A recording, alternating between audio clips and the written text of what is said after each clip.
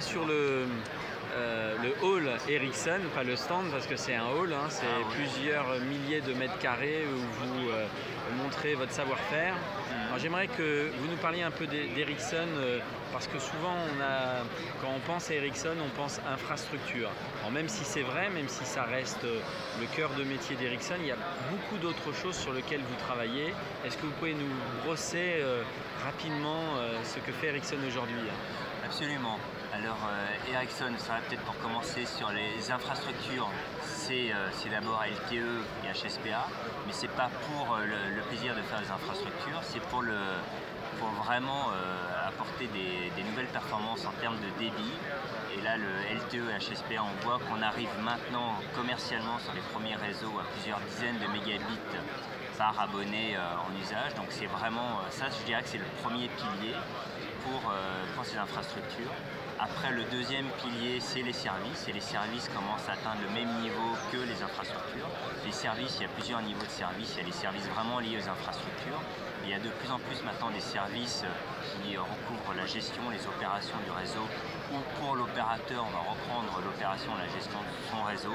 Alors, vous, tout à l'heure dans la conversation informelle qu'on a eue, combien d'opérateurs en Europe vous équipez comme ça Alors dans le monde, il y en a plus de 100 qu'on équipe comme ça.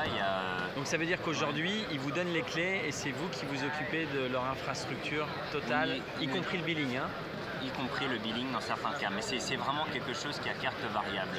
Certains opérateurs vont commencer par un petit élément et d'autres vont donner les clés globalement. Et ça va vraiment dépendre de l'opérateur, du pays dans lequel il est, de l'écosystème. Et c'est vrai que dans un certain nombre de pays, ils vont nous donner les clés parce qu'on peut apporter des gains, des efficacités en termes de fonctionnement qu'eux-mêmes ne pourraient peut-être pas faire.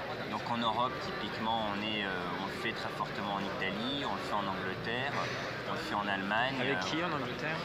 Alors en Angleterre, on le fait avec, me semble-t-il, avec 3 en Angleterre, on le fait avec T-Mobile également. Okay. Donc au moins ces deux-là, on est assez puissant en Angleterre là-dessus. Alors tout à l'heure aussi, on a parlé et je pense que c'est un métier fort pour Ericsson, c'est la convergence des réseaux, le tout IP. Alors, on peut peut-être en parler quelques instants. Absolument.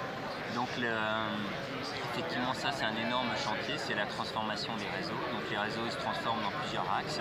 Il y a d'abord une montée très forte en débit suite aux attentes des utilisateurs. Le débit réellement explose puisqu'il a augmenté multiplié par 8 en 5 ans et on pense qu'il va encore être multiplié par 8 ou par 10. Donc, et ça c'est vraiment une énorme transformation dans tous les éléments du réseau, que ce soit l'accès à LTE et HSPA, mais derrière le transport, les cœurs de réseau. Au-delà de ces débits, effectivement, il y a aussi une amélioration de l'efficacité, de la réduction des coûts en passant par le PTP, des architectures beaucoup plus plates. Et après aussi, il y a une évolution des usages et des services que les utilisateurs veulent avoir beaucoup plus convergents.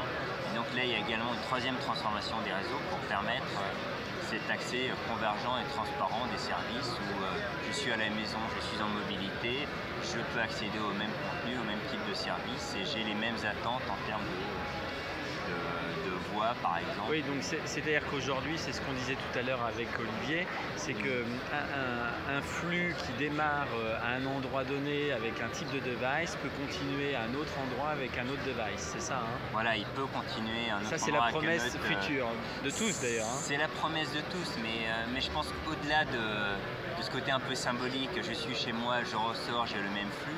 Je pense qu'il y a aussi beaucoup plus, je suis chez moi, je fais une chose, je suis à l'extérieur, chez des amis, en déplacement dans une chambre d'hôtel, je veux pouvoir faire la même chose. Je veux pouvoir accéder au même flux vidéo, je veux pouvoir avoir la même communication enrichie où je transmets des textos, des messages, des vidéos, etc. Donc c'est vraiment, au-delà du côté handover symbolique, c'est suivant l'endroit où je suis, je veux pouvoir faire la même chose et avoir la même qualité de service.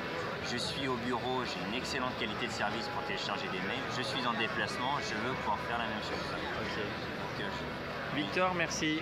Merci. Au revoir.